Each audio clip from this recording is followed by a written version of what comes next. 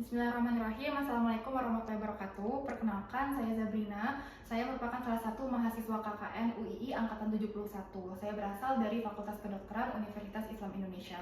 Tujuan saya membuat video ini adalah untuk mendemonstrasikan bagaimana cara melakukan pijat bayi yang benar.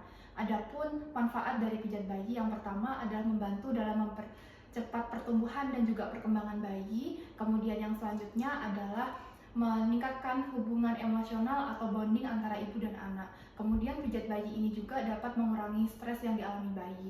Beberapa hal yang harus kita perhatikan dalam melakukan pijat bayi adalah yang pertama, pijat bayi dilakukan dengan sentuhan atau usapan, tidak dengan kekuatan ataupun tekanan. Yang selanjutnya, prinsipnya adalah bersih, di mana kita pastikan bahwa tangan kita bersih dari segala hal yang kotor dan juga melepas semua aksesoris yang dapat melukai bayi.